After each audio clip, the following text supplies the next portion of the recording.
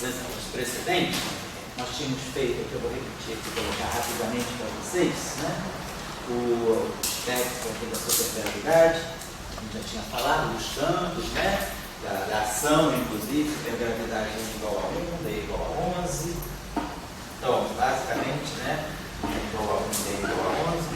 Nós temos o grávido, então, caso N igual a 1, D igual a 11. Então, é uma supergravidade com 128 graus de liberdade, onde a gente tinha, né? Então, nós tínhamos a Philae, que representa os graus de liberdade, né? Método da gravitação. O gravitinho. Aqui nesse caso é 11 pi, não? Então,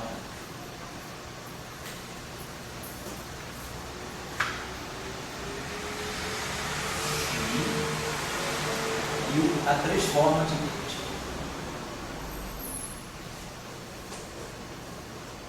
Certo? Então nós tínhamos visto que aqui, esse setor aqui, né, essa três formas de Gauss, ela se junta, né? Aqui nós temos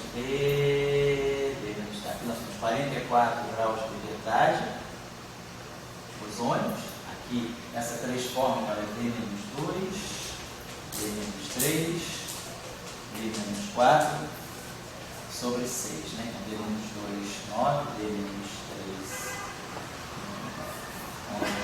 9, 8, 7 sobre 6. E 4. Então, 84. 84 graus de liberdade aqui. 84 componentes, 84 componentes. E o campo, né? O campo psi, ele é um espiritão, ele vai crescendo D-3. Que multiplica, né? 2 elevado a parte inteira D sobre 2 menos 1, porque é um espinor de Majorana. Então, em 11 dimensões, nós temos espinores de Majorana, nós temos em 11 dimensões, isso aqui faz 5 menos 1, 4. 2 a 4, 16, 16 vezes 8, 128.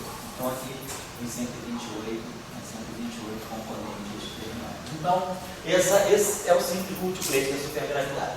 Nós tínhamos N igual a 11, N igual a 1, D igual a simples em 11 dimensões. Nós já tínhamos também falado nas aulas anteriores, porque o nosso limite de ir até 11 dimensões é porque em 4 dimensões, 11, uma supersimetria simples aqui, né? Ela tem como gerador o espinor de Majorana, aqui em 11 dimensões, ele tem 32 componentes, ele equivale a 8 supersimetrias, né? Essa supersimetria aqui, ela daria origem, ou uma redução dimensional, a no máximo 8 supersimetrias em 4 dimensões.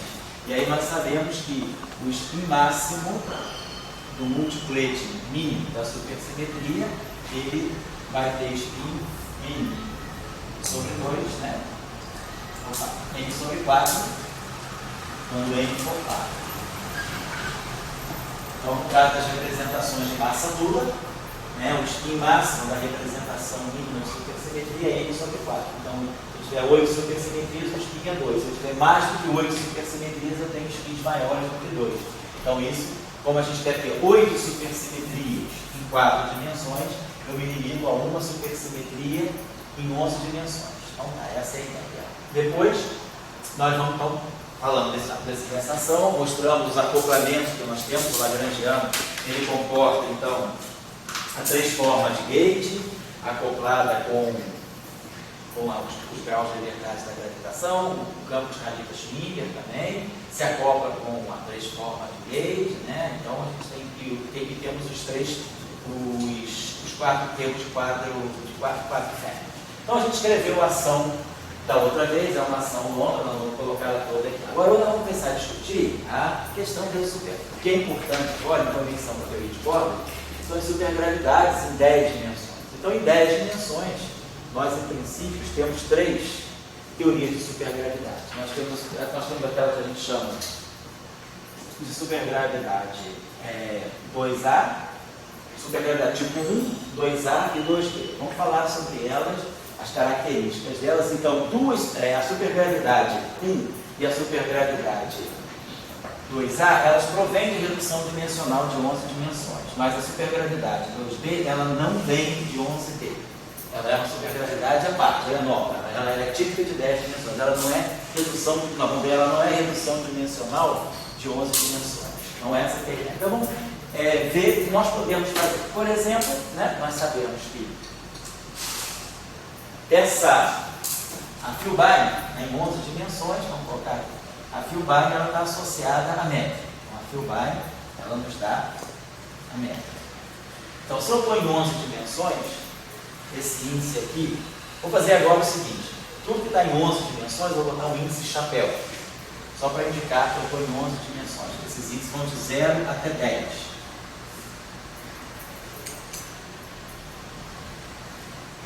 Assim. Então, esses índices vão de 0 a 10. Então, nós sabemos que, por exemplo, essa métrica, a componente dela aqui vai até 11. O G, tudo que tiver o índice 10, né, dessa métrica vai ter G00, G01, G010 e o G1010. Tudo que for, quando esse índice aqui vai de 0 a 10. Quando o índice 10, do ponto de vista das 11 dimensões, se eu for, ele é a 11ª componente, né? É a 10ª componente espacial. Então, se eu for reduzir de 11 para 10 dimensões, quer dizer, a nossa ideia é ir de 11 dimensões para 10 dimensões. Então, eu vou perder uma dimensão espacial. Então, é claro que a 10ª componente espacial, que seria o X10, é a 11ª componente espaço-temporal, mas é a 10ª componente espacial. Se eu faço uma redução para 10 dimensões, eu vou ter então 9 direções espaciais. Então, é claro que o meu grupo de Lorentz, em vez de ser SO10, né? Aquele SO10, e aqui nós vamos ter o SO19.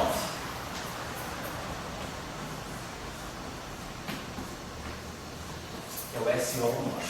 Então, do ponto de vista do mundo 10-dimensional, tudo que for componente 10 aqui, ela vai virar um escalar. Então, por exemplo, a métrica, ela vai dar origem, por exemplo, né? Quando esse índice aqui for, eu posso pegar esse índice aqui de 0 até 9, né? Então, eu vou poder pegar esse índice aqui de 0 até 9 e deixando esse índice, então eu vou poder criar aqui um componente do tipo. Vamos fazer o seguinte: esses índices aqui são Mi chapéu e esses índices aqui são Mi. Então, esse G Mi chapéu, ele vai se reduzir a um G Mi. Eu posso pegar esses dois índices, todos confinados às 10 dimensões, eu posso pegar um deles, posso pegar um índice GM10 e posso pegar o G1010. Se a gente olhar, esse objeto aqui é simétrico e é 11 por 11, né? Então 11 vezes 10, então tem 55 componentes, né? 11 vezes 12, né? Sobre 2, né? Então 11 vezes 12, 11 vezes 11, 121, né?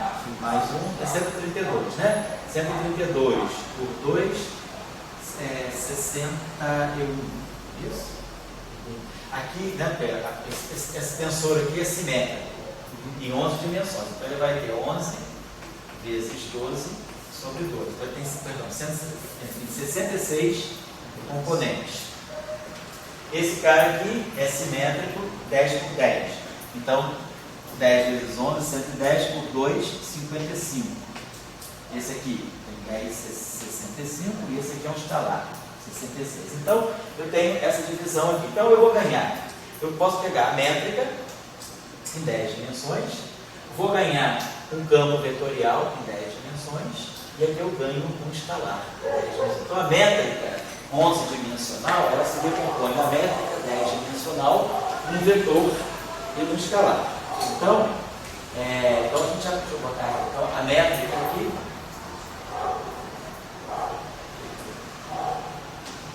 ela vai corresponder aqui à métrica 10-dimensional. Então vai ficar Filbine examinar, dimensional, vai dar um vetor, que é aqui o nosso vetor, eu sei que é a notação do nosso livro aqui, BI, e aqui vai me dar um escalar que nós vamos chamar de φ. Então essa é a redução dimensional da 10, de 11 para 10, da métrica. Essa supergravidade que nós vamos construir aqui é que nós chamamos de supergravidade 2, né? Bom, então fizemos essa redução. Vamos olhar agora o campo do gravitina. Então, em 10 dimensões, nós temos aqui um cuidadinho. Em 11 dimensões, eu tenho o espinor de Majorana. Então, o espinor de Majorana, ele tem 32 componentes sujeitos a uma condição de realidade. É um espinor de Majorana em 11 dimensões. Em 10 dimensões, nós temos espinores de Majorana, mas em 10 dimensões nós temos também Majorana Vai, uma novidade em relação às dimensões par, nem toda dimensão par. Então, em 11 dimensões, 11D, nós impomos o vínculo de Majorana. Em 10 dimensões, nós podemos ter, claro, Majorana, mas nós podemos também ter Majorana Vai. Se ele é Majorana, ele também em 10 dimensões tem 32 componentes. Mas se ele é Majorana Vai, ele passa. Majorana Vai tem 16 componentes. Então eu posso pensar, um espinor desse, ele pode se quebrar num de Majorana, ele é um de Majorana, ou ele pode se quebrar em 2 de Majorana Vai. Então essa redução dimensional aqui, ela quebra esse espinor em 2. Nós vamos chamar aqui, esse psimi, ele vai quebrar num psimi, que alguns autores chamam de mais, que seria o left, e um psimi menos. Então, eu tenho vamos dizer assim, eu tenho 2 Majoranas Vai aqui, de quiralidades opostas. Então, eu tenho um Majorana Vai left, um Majorana Vai right. Então, essas 128 componentes aqui, eu tenho 128 graus de liberdade, essas 32 componentes espinoriais, elas se quebram 16 componentes espinoriais left, 16 componentes espinoriais right. Então é a redução do setor ferriônico. Então esses dois espinores são espinores de Majorana Vai de quiralidades opostas. Então esse modelo de supergravidade, ele tem as duas quiralidades. Por isso que ela não é uma supergravidade quiral, a gente chama de supergravidade vetorial, porque ela tem as duas quiralidades, como um vetor.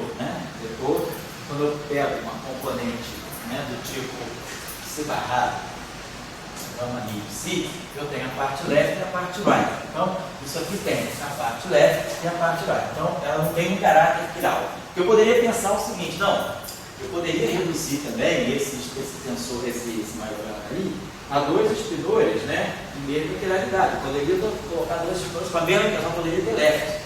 Mas não, eu reduzi o meu espinor de 11 dimensões para um 10 Majorana Vai left e outro Majorana Vai right. Então tem 2 espinores. E agora vamos ver a redução da 3 formas de gate.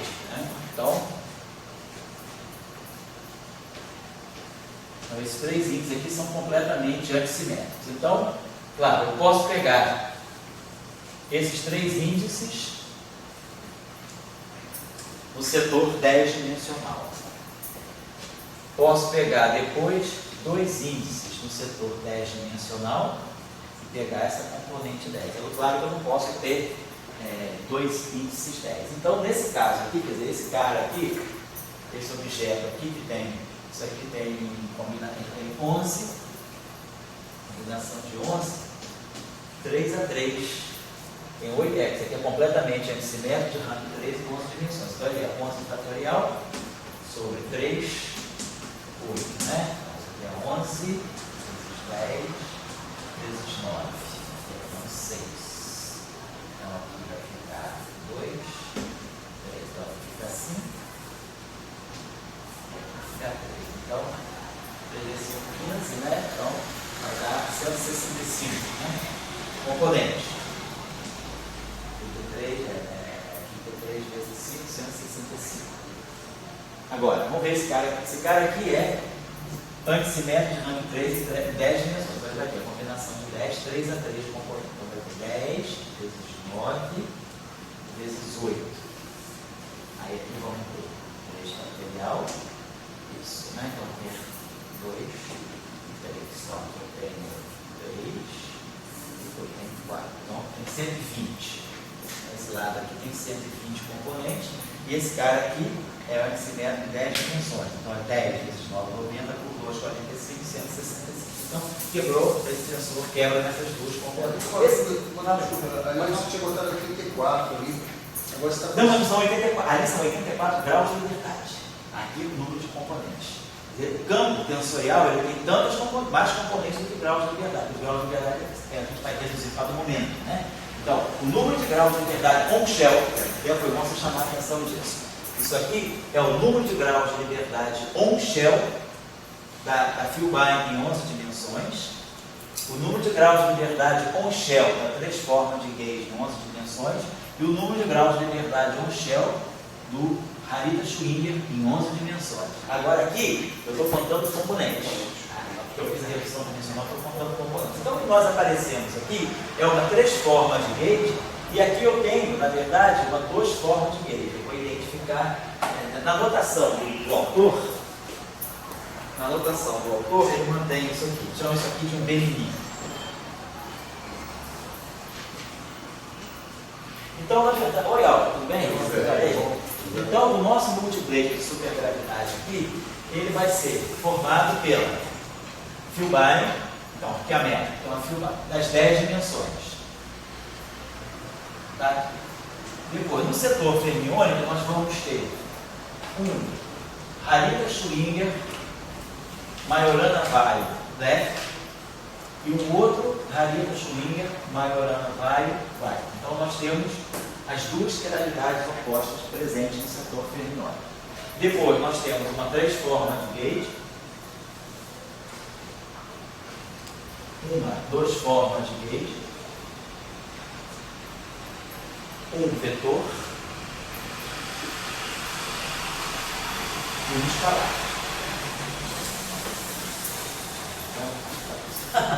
Aprendeu com japonês, né? Impressionante, a gente vê aqui no YouTube, as coisas lá, tem uns concertos, tudo paquerando concerto, assim. No Japão, cara, todo mundo assim. Cara, qualquer coisa no Japão, todo mundo tem celular filmando. Cara, todo mundo. Isso que é maior. Eu digo, mas olha, quem não vai realmente ser japonês? Olha, eu estou falando de quando eu conheci o Nishino, Hitoshi Nishino, né, que vocês conhecem a respeito da supergravidade, né, que eu estava fazendo doutorado, já era postdoc na Trieste. Foi a primeira vez que eu vi isso. Naquela época, não tinha nada disso. Quando tinha seminário, ele levava a câmera fotográfica, ele tirava retrato o tempo todo. E aí, eu comecei a trabalhar com ele, estava terminando o doutorado, ele me chamou para colaborar com ele, eu fui lá trabalhar com ele. E aí a gente escrevia no quadro, só que cada quadro que acabava, eu tirava retrato de tudo, sabe? E não dava para tirar o quadro, depois ele montava, ele levava, montava. Cara, agora com isso aí não tem. Ideia japonês mesmo. Os caras não param. Isso é geral, quer dizer, agora é geral. Os turistas também. Não é? Já, séculos. Exatamente. O turista japonês está sempre caracterizado Eles chegam na frente da Mona Lisa do Louvre, não tem um segundo que eles observam, já chegam fazendo isso. Deve ser, né, cara? Já chegam fazendo isso. Então, esse aqui é o multiplate da supergravidade que a gente chama. Esse aqui, o modelo, a gente chama de supergravidade 2A.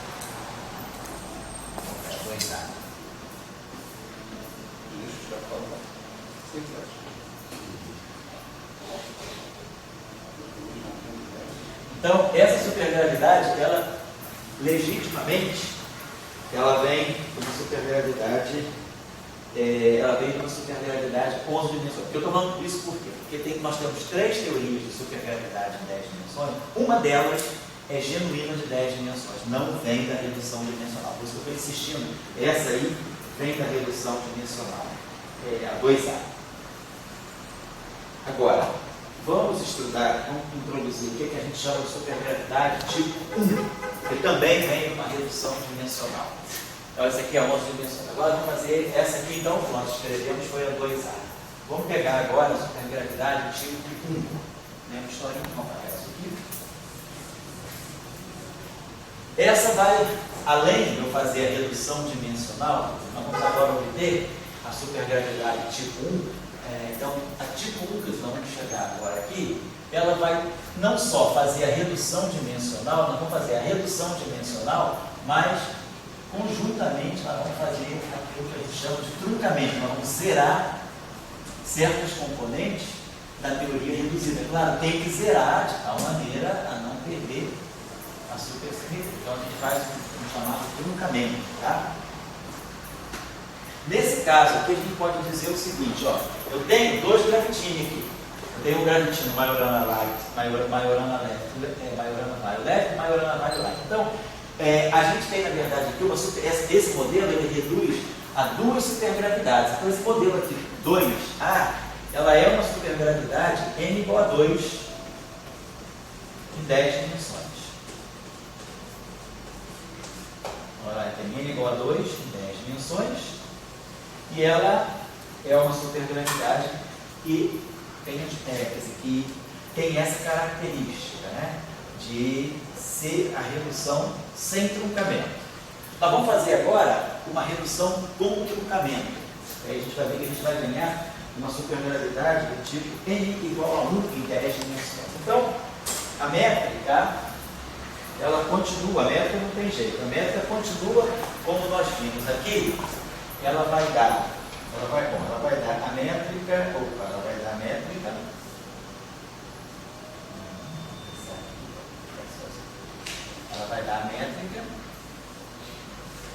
em princípio, ela daria um vetor, o G Mi10, e ela dá o G1010, que nós vamos identificar também como um escalar. Vamos colocar aqui. Então, isso aqui é o que a gente já fez, a redução dimensional da métrica. Só que nesse caso, a gente pode fazer o que a gente chama de truncamento. Ao fazer a redução dimensional, pode-se mostrar, nós não estamos mostrando aqui, que nós vamos construir uma teoria que tem ainda supersimetria, supergravidade em 10 dimensões, com esse tensor aqui, com esse vetor aqui zerado. Então, há um truncamento, o primeiro truncamento ocorre aqui. Nós zeramos essa componente, fazendo a redução dimensional, identificamos como zero esse que seria o campo vetorial aqui. Depois nós vamos ver contar os graus de liberdade. Bom, depois, vamos para cá.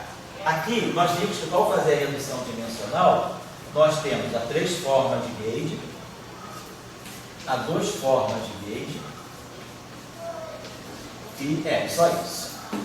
Então aqui também, nós vamos fazer um truncamento de tal maneira que nós vamos zerar a 3 formas de gauge. Então nesse caso aqui, nós truncamos, vamos pegar aqui, a gente trunca 3 formas de gauge, e o que vai sobrar para nós aqui vai ser a 2 formas de gauge. Então é uma forma de redução dimensional. Quer dizer, quando a gente faz a redução dimensional e trunca, a gente tem que mostrar, claro, a gente pode truncar sem violar a supersimetria. A gente vai ter um modelo que tem menos que a gente, em relação ao caso que a gente estudou, no ESA, eu não trunquei nada, eu fiz a redução dimensional e aí a uma supersimetria das 11 dimensões se repercute em 2 supersimetrias em 10. Agora, eu estou truncando, no fundo eu estou jogando graus de liberdade fora, porque eu quero, na verdade, ter não 2 supersimetrias em 10 dimensões, mas uma. Então, a gente agora vai ter, sempre que a gente tem uma supersimetria, o número de supersimetrias vai estar sempre associado ao número de gravitínios. Então, nesse caso, eu tive 2 gravitínios, no caso 2A, eu tinha 2 supersimetrias. Aqui, eu vou querer reduzir de tal maneira que eu vou pegar a componente Psi,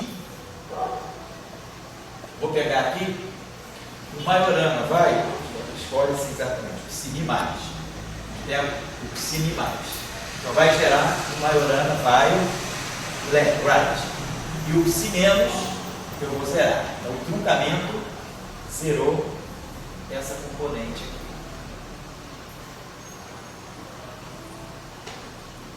Eu acho que eu esqueci de falar com vocês uma coisinha só. Quando nós reduzimos, desculpa, vamos consertar uma coisinha rapidamente. Espera mudar aqui que a gente vai consertar. Então, agora, eu estou reduzindo aqui, quer dizer, o Psi, esse Mi aqui vai de 0 a 9, tá aqui. Mas a 10ª componente, ela não tem caráter vetorial em 10 dimensões.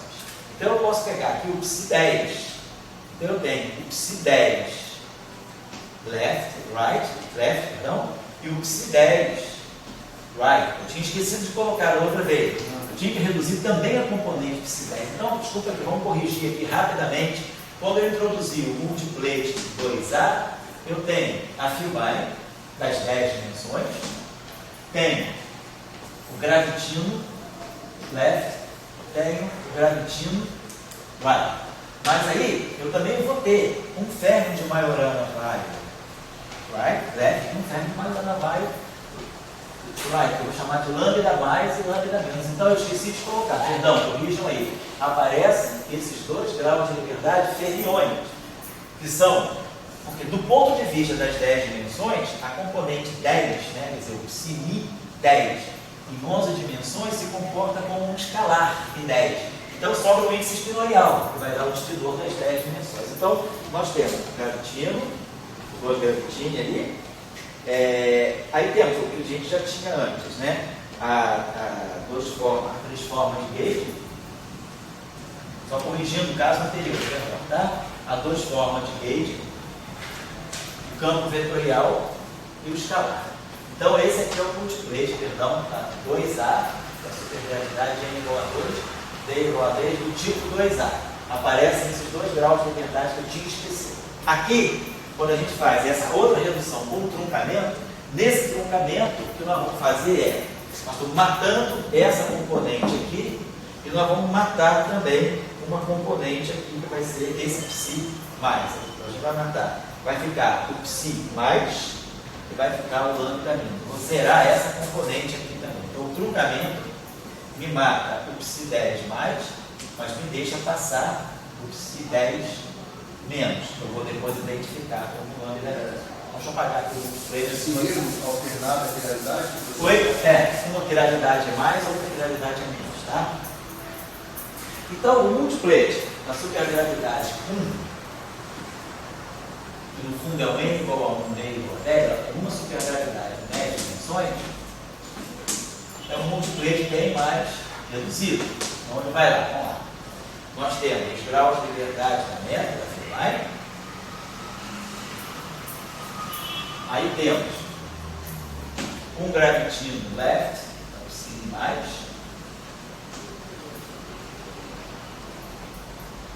Temos um férmion, right? É o lambda menos, sobrou aqui. Então esse é o setor fermiônico. Temos 2 formas de gauge, isso aqui se comporta como 2 formas em 10 dimensões. E mantemos o escalar.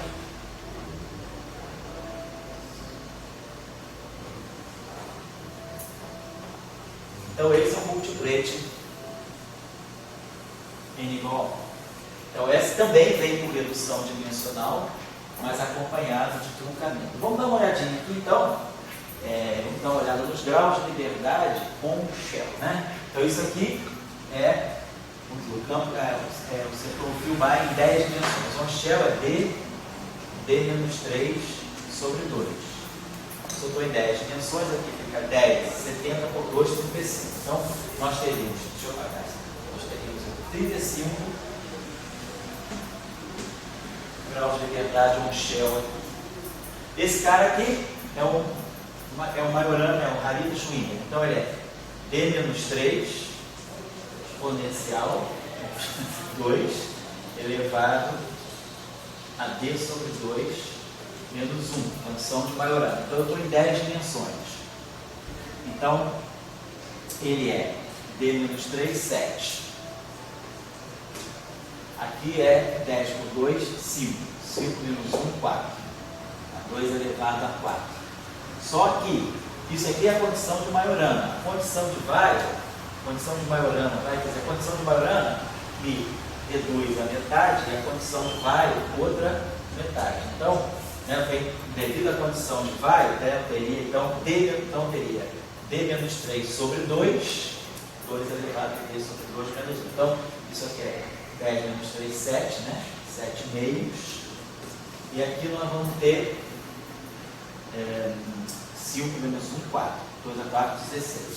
16, né? 16 por 2, 8, né? O negócio vai ficar 56, né? 56 aqui. Grau de liberdade do gradiente. Agora, nós estamos falando aqui Esse aqui é um férreo tipo Majorana vaga. Então, eu estou em 10 dimensões, então ele tem, em princípio, se eu estou em 10 dimensões, ele tem 32 componentes, mas ele é Majorana, mas ele é vago, ele tem 16 componentes. Mas ele é Majorana vaga. Então, tem 16 componentes reais, porque ele é Majorana. Então, o número de graus de liberdade dele aqui deve ser 8. 8. Isso aqui é um tensor de rank 2, de 10 dimensões. Então, é D-2, D-3 sobre 2. 10 dimensões. 10 menos 2, 8. 10 menos 3, 7 sobre 2. 87, 56. 56 por 2, 28. 28, né? É isso mesmo? É 2 formas de gauge, então é D menos 2, D menos 3 sobre 2. Ongel. 10 menos 2, 8, 10 menos 2, 56, por 2, 28, tá certo. E aqui um grau, né? Então deve ter algum errinho. Então deu 35 em 28, dá 60, não dá 64, né? Tá certinho. 35 com 28, 63 com 64. E aqui está dando 64. Não tá legal. Esse cara aqui, porque ele tem 8 graus de liberdade, porque ele é um espinor de 10 dimensões. Então ele tem 32 componentes completos. Mas ele é Majorana, então ele fica com 32 componentes reais.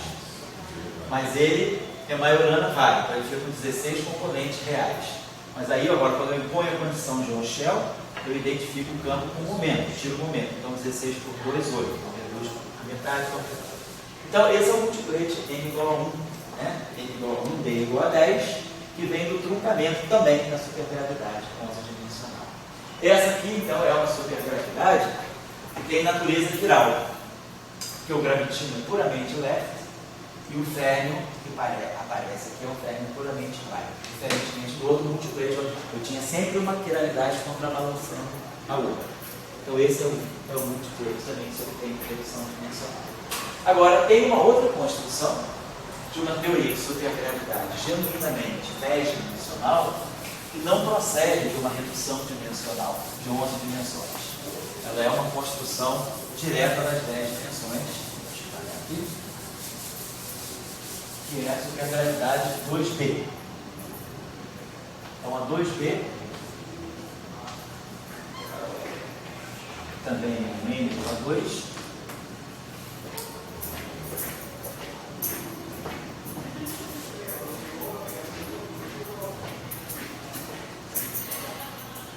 D igual a 10.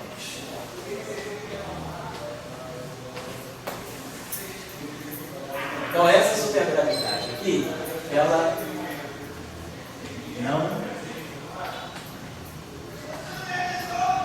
se origina na redução dimensional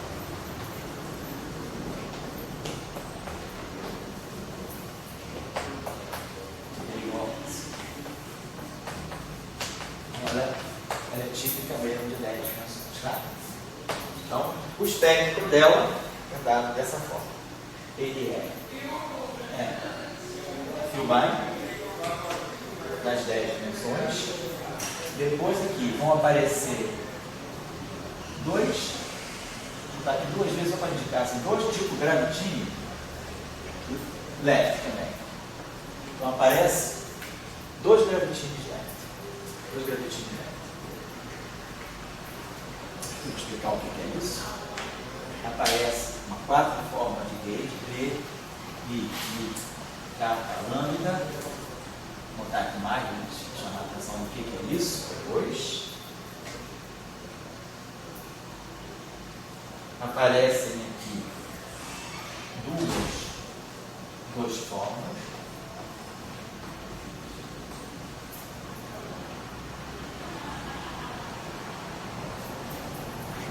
Aparecem aqui dois vermes, right? Mas aparece nos caras.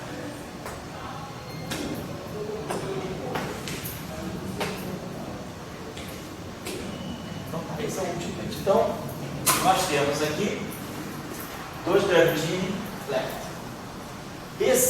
objeto aqui, isso aqui é um tensor de rank 4, é uma 4 forma de gauge. Uma 4 forma de gauge, ela dá um field strength, que é uma 5 forma. Então, esse objeto aqui, ele gera um F, né? Um F, uma 5 forma, o field strength dela, uma 5 forma de gauge dela, o F5, vai ser o dB. Em 10 dimensões, se eu tenho uma 5 forma, o dual de uma 5 forma é uma outra 5 forma. 10 dimensões, né? O dual de uma P forma, em N dimensões, é uma N menos P forma. Então, se eu estou em 10 dimensões, a 4 forma de gauge, ela tem um field strength que é uma 5 forma. Essa 5 forma, ela pode ser autodual. Nem todo espaço, né? Nem todo espaço de 2 N dimensões, a N forma é autodual. Em 4 dimensões, quando a gente faz espaço Minkowski, né? Há duas formas de gauge, que é a 2 formas de máximo, que é o F mínimo, ele não pode ser autodual, porque a autodualidade em 10 dimensões ela tem um problema, né, de anti-evolução. Vamos pegar F mini, o dual de F mini. Se eu pegar o dual do dual em 4 dimensões, o dual do dual não é o objeto original, é menos o objeto original. Então, se em 4 dimensões eu disser que um objeto é autodual, que é F minitivo igual a F mini, não é? No eletromagnetismo não é isso que acontece. F mini é uma coisa, é B.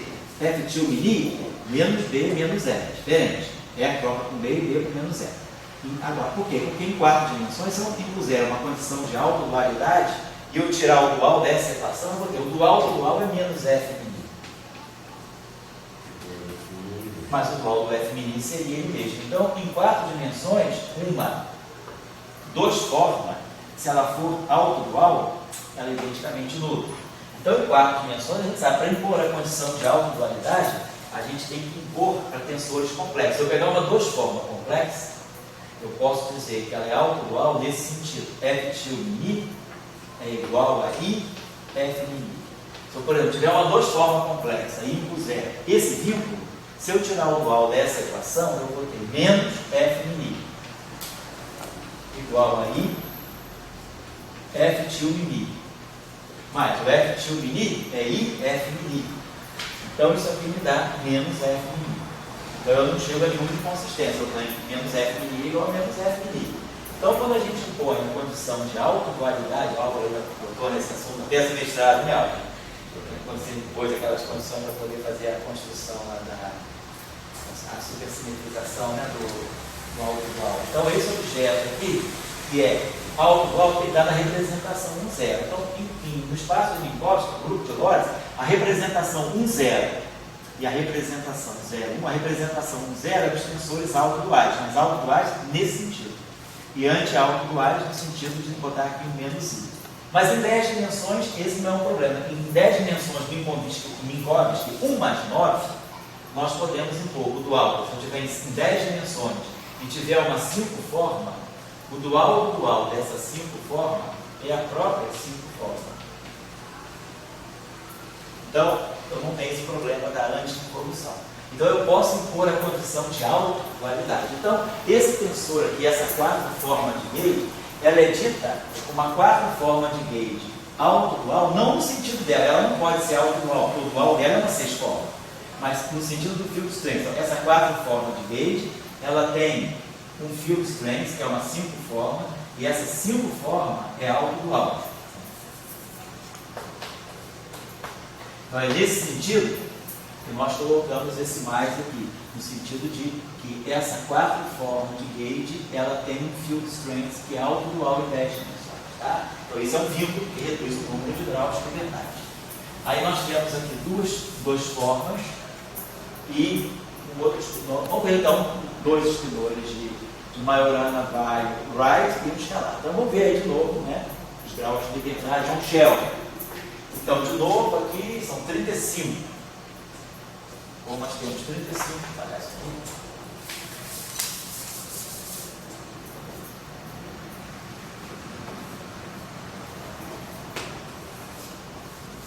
Então, aqui nós temos 35.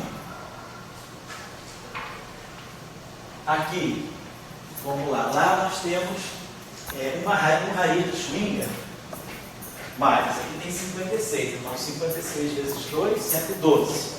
Então aqui eu vou ter 112 graus de liberdade, né, devido ao fato de eu ter dois gravitinhos, todos dois left. Aqui eu tenho uma quarta forma. Então uma quarta forma de gauge, um shell, ela vai ter D-2, D-3, D-4, D-5, sobre 4 fatorial. D-2, 8, vezes 7, vezes 6, vezes 5, né? Sobre 4, vezes 3, vezes 2, né? 2, 6, 4, 4, 2, 17, 14, vezes 5, 70. Então esse cara aqui tem 70 graus de liberdade, mas sem ser alto do alto. Ele tem 70 graus, uma quarta forma de gauge tem 70 graus de liberdade com shell em 10 dimensões. Mas impondo a condição de autodualidade, então devem aparecer aqui mais 35. Depois nós temos duas formas. Cada duas formas, né, tem 28. Então 28 vezes 2, 56.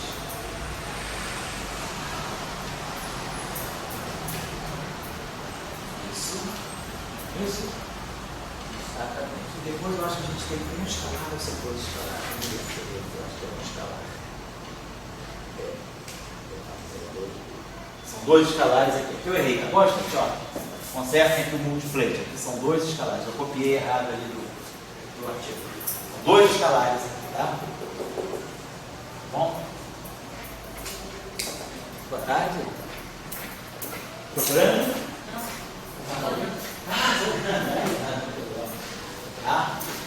Então nós vamos ver aqui. Então vamos lá.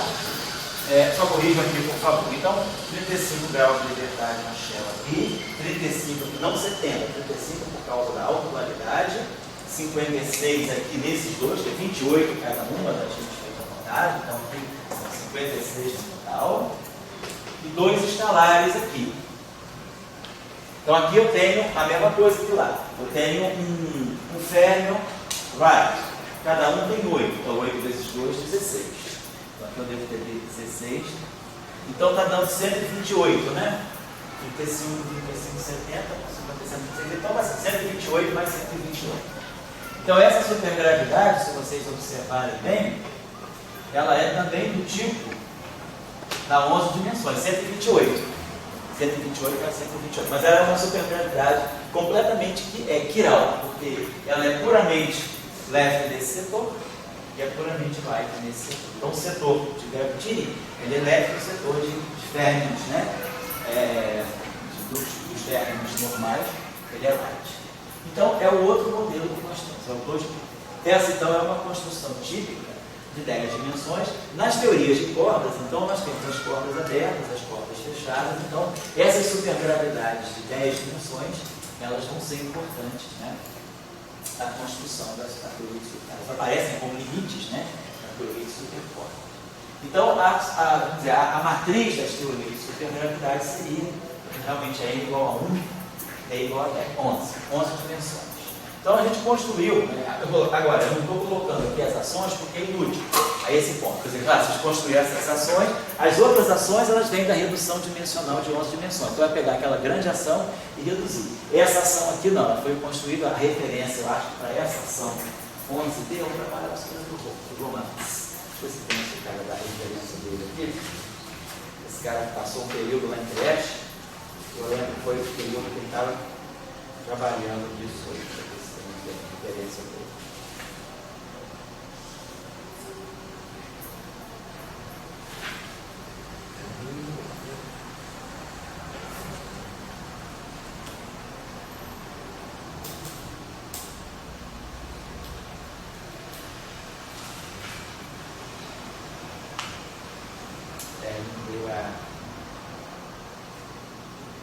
Eu acho que esse trabalho aqui do Marcos e do Schwartz, eu estou falando confusão, não foi o Romans, não, foi o Marcos e o Schwartz que fazem esse trabalho, que é Field Theories that have no manifestly Lorentz invariant formulation. A questão aqui é que essa autodualidade aqui, na teoria de supergravidade, ela quebra a quebra, a invariância de Lorentz manifesta. Não é que quebra Lorentz, mas quebra a invariância manifesta. Deixa eu colocar aqui então a referência, né, que nós temos aqui.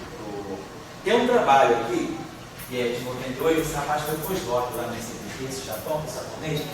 Essa referência é boa, que ele fez um trabalho, ele faz um resumo de supergravidades em várias dimensões arbitrárias. É o Tani. Deixa eu botar a referência desse trabalho aqui, que é o seguinte.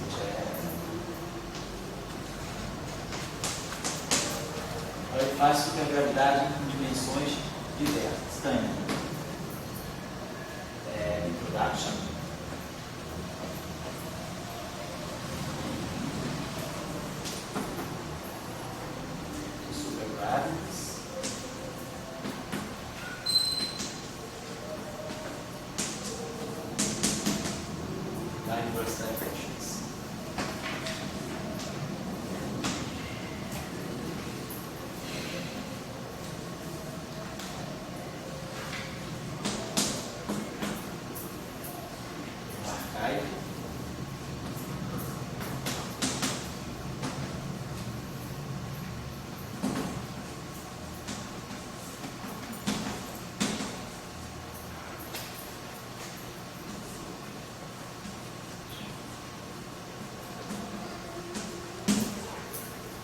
Esse trabalho é bem interessante porque ele faz realmente um resumo muito bom. Depois, bom, supergravidade de 11 dimensões, eu tinha dado o trabalho para vocês, que era o trabalho do Schwartz, Trener, Scherk e Juliá. Depois, nós temos um trabalho aqui do Schwartz, Peter West, que é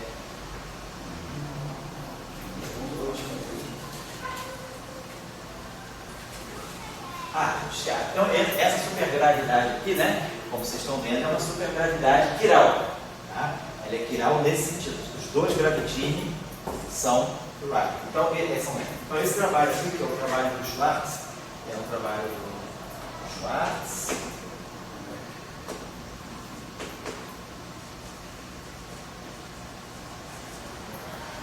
West.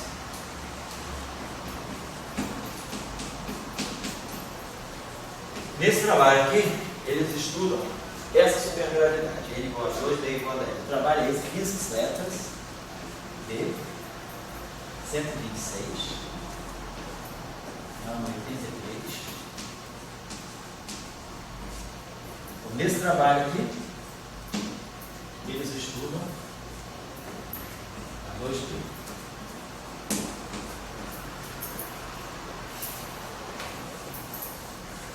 Esse trabalho do Tani em geral, ele faz um resumo longo.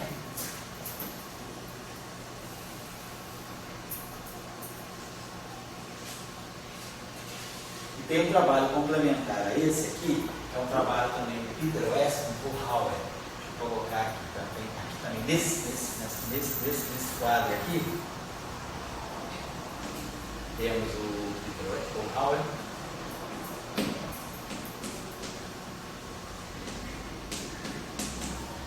West, completo esse estudo aqui também, que eu acho que é o mundo da física, aqui, 306, ano 83, 269, 84,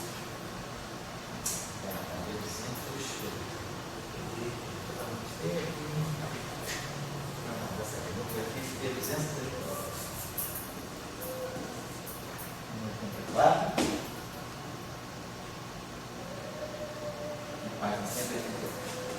Então, esses dois artigos aqui, esses dois trabalhos aqui, eles falam basicamente da supergravidade 2D, da construção da 2D.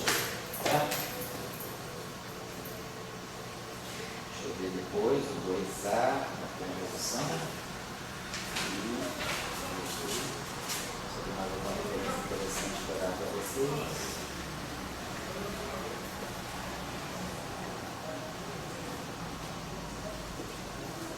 Esse trabalho aqui.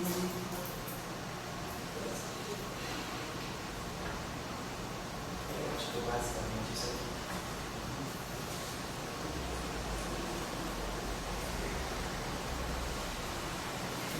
trabalho interessante, apesar de vocês aqui, é muito nesse sentido do trabalho do Tânia, né? Mas é um trabalho com uma outra visão, é um trabalho de Kaluza Klein sobre gravidade em 10 dimensões.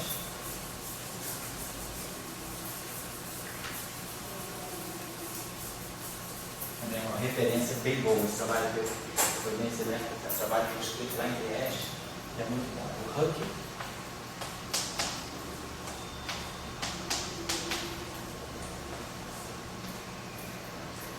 na massa.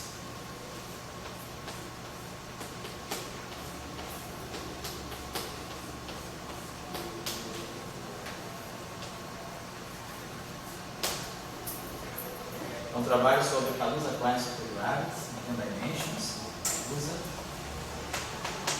Klein Supergravities.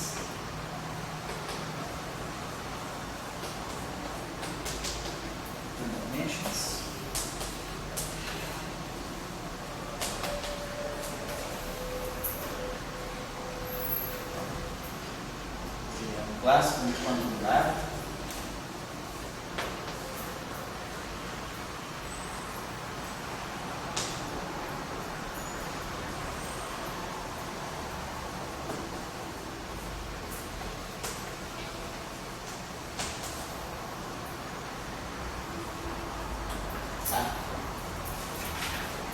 São referências muito boas.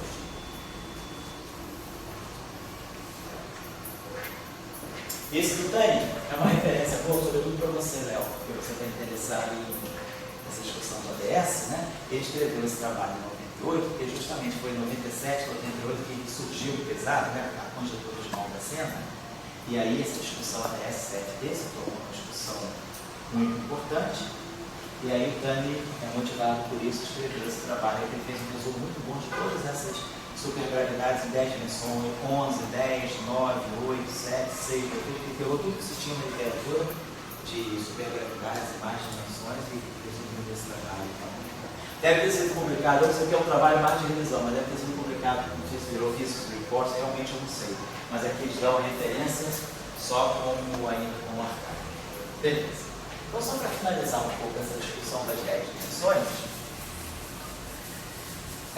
nós então estamos em 10 dimensões, né? Vocês aí estão fazendo o curso de cordas, estão vendo em 10 dimensões, importância da teoria de cordas e da teoria de Young-Mills e da teoria de gravitação, né? Então as supergravidades classificadas são essas aí. Tem também as supergravidades heteróticas, que eu não estou colocando aqui, seria uma quarta supergravidade em 10 dimensões, então estamos discutindo ela. Vamos falar agora um pouco como é que fica o multiplexo, como é que fica a ideia do Young-Mills em 10 dimensões, né?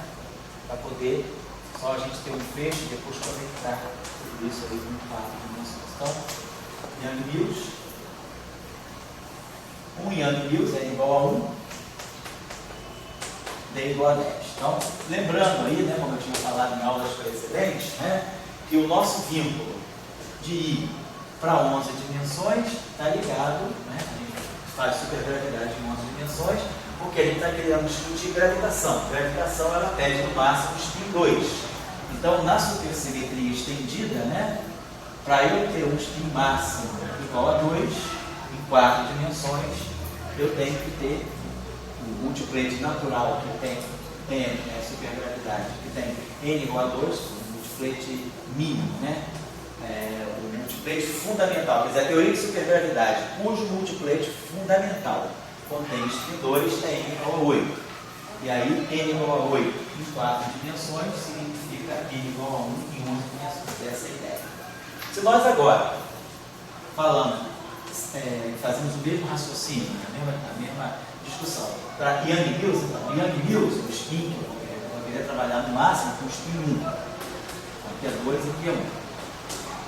Então, em 4 dimensões, o multiplete mais baixo, o multiplete, quer dizer, a supersimetria, cuja representação fundamental, cuja representação de mais baixa dimensionalidade, contém naturalmente o spin 1, é a supersimetria N igual a 4.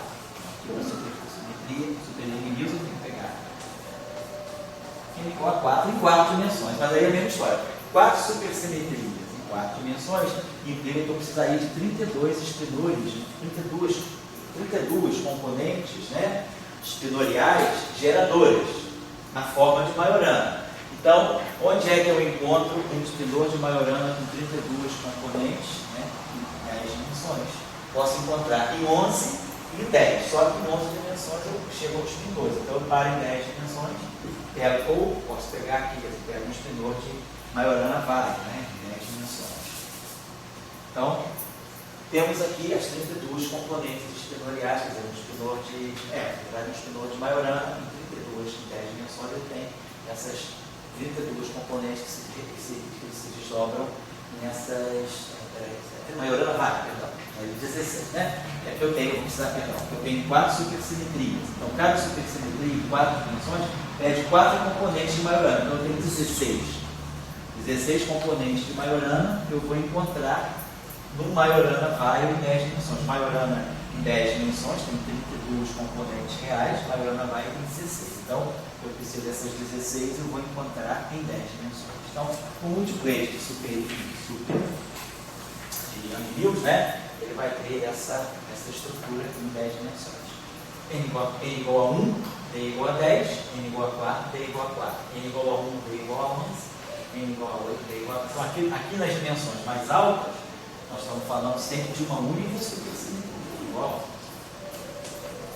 Uma supersimetria aqui, que resolve o problema do Young-Mills, uma supersimetria aqui que resolve o problema da supergravidade. Bom, então, se eu estou em 10 dimensões, eu vou buscar formar uma teoria de Young-Mills. Então, como é que eu posso pensar que Young-Mills em 10 dimensões, ela fica bastante simples, porque o campo de gauge, né, se eu pegar um campo vetorial, campo de gauge, né, em 10 dimensões, eu vou pegar um ami, ele tem o número de graus de liberdade on shell dele, é 8 graus de liberdade on shell, ele nos dois, on shell. Se eu pegar agora um fermion de Majorana Vai, como nós tínhamos visto ainda agora, se eu pegar um Majorana Vai,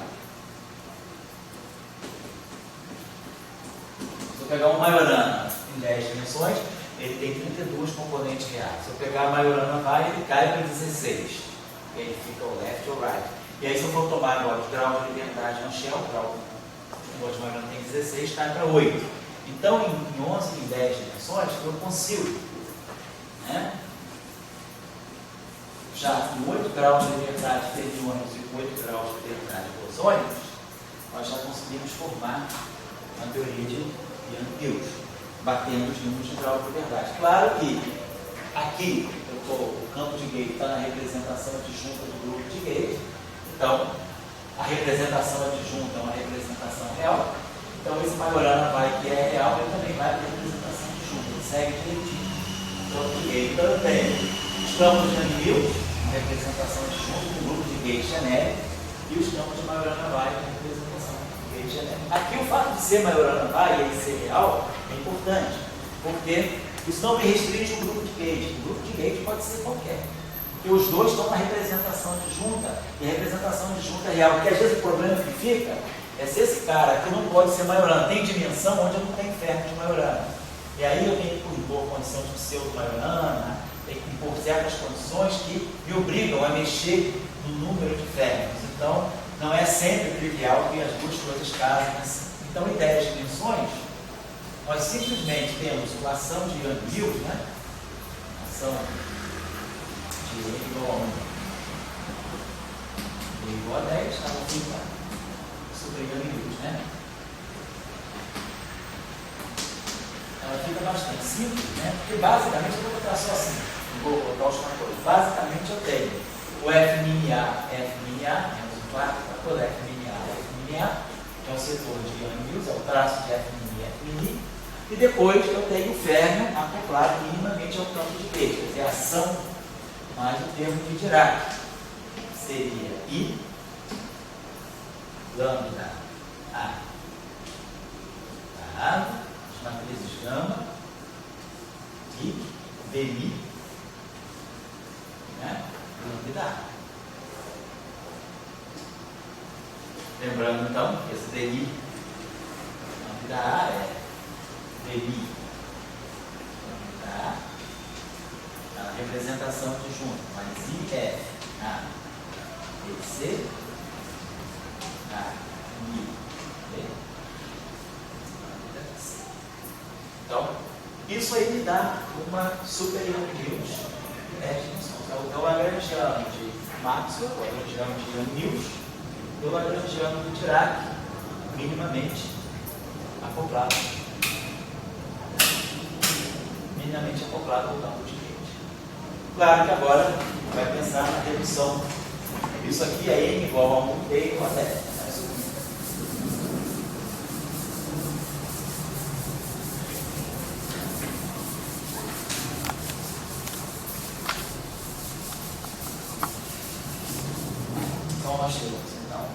Nós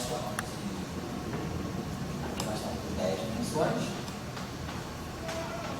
n igual a 1.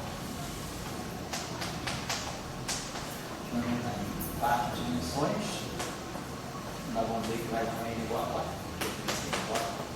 A gente já sabe por que são 4, porque aqui eu tenho um espinoso de Majorana vários, gerando a supersimetria, tem 16 componentes, aqui eu tenho 4 Majoranas gerando as 4 supersimetrias.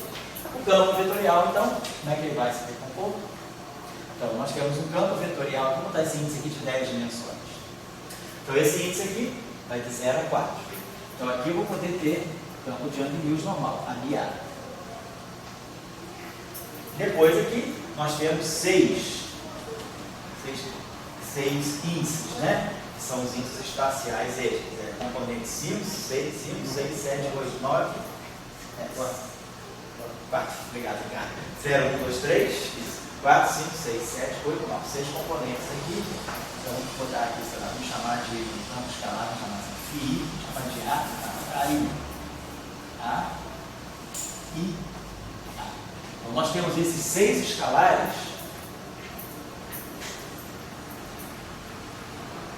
na representação adjunta. E aí aqui nós temos o Fermi. Então o Fermi de 10 dimensões, um Fermi de Majorana ele vai se quebrar então em 4 Fermi de Majorana Quer dizer que o índice, esse índice aqui está entre de 1 a 6. Vamos fazer uma outra coisa, vamos chamar esse índice aqui, vamos adotar a seguinte notação. Esse índice I aqui vai de 1 a 4. Então que vai dar os 4 Majoranas, os 4 Fermi de Majorana, de 4 dimensões. Eu tenho 16 componentes fermiônicos, que é o Majorana Vario, 10 dimensões, 16 componentes fermiônicos, 16 componentes fermiônicos se quebram de 4 Majorana. Então aqui eu tenho 16 Majorana Vario, aqui eu tenho 4 Majorana. Esse I vai de 1 a 4. Aqui só por uma questão de, aqui da representação de junta também. Só por uma questão de facilitar a anotação, na literatura, comumente se fez o seguinte: esses 6 escalares que estão aqui, como esse índice aqui vai de 1 a 4, eu posso pegar 6 escalares, eu posso pegar o seguinte, eu posso pegar 6 escalares, Φ e J, com esse índice aqui, eu posso criar uma notação tensorial aqui, anticimétricos, é como se eu tenho, como esse índice aqui vai de 1 a 4, esse aqui é uma matriz 4 por 4 anticimétrico, ela tem 6 componentes independentes. Então, essas 6 componentes são esses 6 escalares. Então, aqui nós rotulamos esses 6 escalares. Se vocês olharem na literatura, aparecem 6 escalares reais na representação do jeito.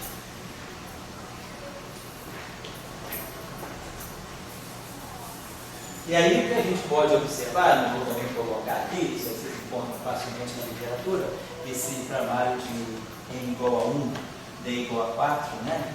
Vocês encontram na literatura. Eu não tenho a referência aqui de cabeça, mas é fácil vocês encontrarem a teoria n igual a 4, d igual a 4, super Yang-Mills d igual a 4. Se vocês pegarem a literatura da área n igual a 4, d igual a 4, super Yang-Mills. Estava na literatura 1980. Em 1982 se falava muito nisso.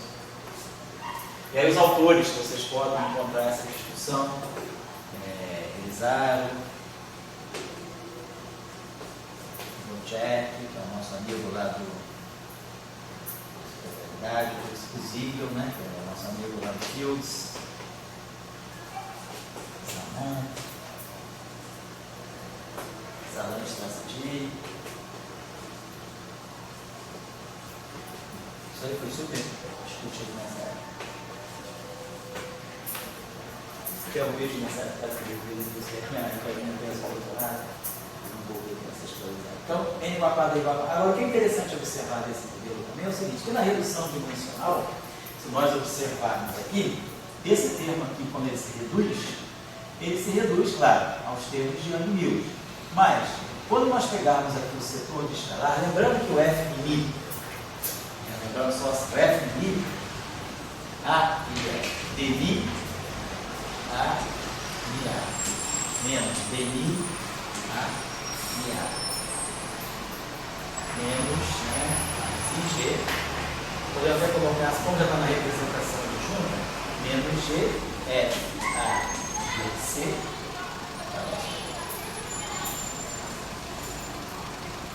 A, I, B, A, I, C. Isso aqui é o fluxo de 10 dimensões, qualquer dimensão de fluxo de 10 dimensões. Se nós olharmos esses índices mini confinados a 0,3, isso aqui vai me dar, 0 até 3 me dá o próprio fio de strength de Young-Mills. Mas, por exemplo, se eu pegar esse índice Mi, vamos dizer, de 0 a 3, nós pegar o índice Mi a partir de 4, né, se eu pegar esse índice Mi a partir de 4, eu vou ter dmi do MA. Aqui eu vou ter dmi, a derivada já na quinta, a partir da quarta componente. Vamos supor que a redução dimensional seja tal que esses campos não dependam de x5, de x4 em diante. Então esse termo seria 0, se eu tomar nesse caso aí mi igual a 0, 1, 2, 3. No espaço de importa. Mas se eu tomar mi igual a 4, que é 9, então esse termo aqui, ele vai dar para nós o dmi daqueles escalares, Φ e J. Aí aqui eu vou ter menos G, F, A, B, C. Aí vamos ter aqui, esse cara aqui vai continuar sendo o A, I, B, mas aqui vai aparecer um Φ e J, C. Então quando eu levar esse F mini ao quadrado, olha o que eu estou fazendo. Automaticamente esse F mini, ele me contém a derivada covariante. Isso aqui é a derivada covariante do escalar. É um escalar acoplado ao campo de Gauge. É a derivada covariante do escalar. Então esse F mini vai me dar o termo tipo Klein-Gordon para o escalar. Então eu vou ter o F mini de Young-Mills. Aí eu vou ter esse termo dmi Φ e J, dmi Φ e J, isso quando eu pegar esse mini 0, aqui entre 0 e 3 e aqui a partir de 4. E depois, se eu tomar todos os dois índices, se eu tomar mini acima de 4, né, mini de 4 a 10, eu perco os termos de derivada. Eu só vou ter esse termo aqui. Então, esse termo aqui, quer dizer, o F mini A, agora vai ficar algo do tipo G, F, A, B, C, vai ficar um Φ I, J e um Φ, K, L. Esse mini vai ficar um Φ I, J, esse Φ, K, L. Quando eu levar esse cara aqui ao quadrado, vai ficar um acoplamento Φ4. Então, a própria interação de Young-Mills, ela vai gerar os acoplamentos quárticos dos escalares em 4 dimensões. Então, o multiplate, esse multiplate que está aqui, ele é um multiplate que toda constante de acoplamento que vai aparecer, tudo vai aparecer com a constante de acoplamento de Gauge. Todos os acoplamentos só tem G, só tem uma constante de acoplamento. Então, mesmo naquele modelo ali, o acoplamento do escalar com o campo de Gauge é o acoplamento de Gauge. Obviamente, o que não é tão óbvio é que o autoacoplamento dos escalares também tem a constante de acoplamento de Gauge. Por quê? Porque o autoacoplamento dos escalares, que sai daqui, ele tem essa constante. Então, esse modelo é um modelo de uma única constante de acoplamento G. Então, todos esses campos aqui, eles pertencem ao mesmo multiplate. Então, isso aqui não é matéria. Isso aqui é campo de Gauge. Então, a versão supersimétrica N igual a 4, ela não tem campo de matéria. Se eu quiser colocar campo de matéria, eu tenho que colocar por fora, porque o multiplete de gauge, o multiplete naturalmente de gauge da supersimetria n igual a 4, do super Young Mills n igual a 4, ele já incorpora escalares e espinolhos. Então, o parceiro supersimétrico do fóton, do campo de gauge, né, do bóson vetorial, vão ser naturalmente esses gauginos aqui, mas naturalmente também esses escalares. Então, o multiplete de gauge, a supersimetria n igual a 4, d igual a 4, ela não tem um setor de matéria. O setor mínimo dela, se você pegar n igual a 4, o setor mínimo dela é o setor de gauge. Então, o setor está tudo aqui. Ela é uma teoria completamente diferente. Porque todos os acoplamentos saem com G. Não tem como introduzir o acoplamento de matéria separado. O autoacoplamento da matéria já sai do FMI. Então, tudo tem morrismo. Então, esse modelo N igual a 4, D igual a 4 é um modelo bastante celebrado, porque se vocês olharem a literatura dessa época, ele foi a primeira teoria quântica de campo que foi mostrada ser finita, né, no ultravioleta, sem precisar de renormalizações. Todos os infinitos se cancelam, então a teoria tem função beta do grupo de renormalização nula. Então esse modelo era um modelo bastante celebrado. Mas ele é um N igual a 1, D igual a 10. Então o multiplete de Young-Mills em 10 dimensões, ele se quebra nesse multiplete aqui, de N igual a 4, D igual a 4. Quer dizer, é um multiplete de gauge. Então uma teoria N Young-Mills, N igual a 4, ela não tem campo de matéria, ela só tem campo de gauge. Tudo é gauge. Tá? Bom, aí tem outros modelos que vocês podem. Uma coisa que pode ser interessante, se quiser estudar, aquele paper do Tani, olhando o paper do Tani, vocês vão ver as reduções dimensionais da supergravidade agora de 10 dimensões para 4. Então, você reduz uma supergravidade em 10 dimensões para 4, você vai ganhar uma N igual a 4, D igual a 4 supergrave. Então, se você reduzir duas supergravidades em 10 dimensões, você vai ganhar N igual a 8.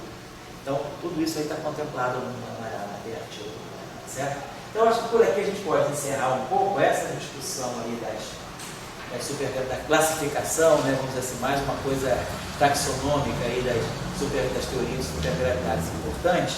E aí, na próxima aula, para a gente finalizar, vamos estudar então uma coisa bastante importante, que é o setor de escalares. Vamos voltar para a supergravidade N igual a 1, D igual a 4, supergravidade simples em 4 dimensões, que é uma supergravidade que tem, como nós já vimos, o multiplete mínimo dela é o grave ou o gravitino. Mas se nós fizermos agora acoplar campos escalares, como é que eu coloco os escalares em acoplamento com a supergravidade? Então nós vamos ver que o setor de escalares, para poder se acoplar com a supergravidade, naturalmente vai ter que estar no modelo sigma não linear. Então, o setor escalar de uma teoria de supergravidade é sempre o modelo sigma não linear. Então a gente vai fazer uma ligação dos nossos dois cursos aí. Isso a gente vai na aula seguinte, na outra semana que vem. Obrigado, José.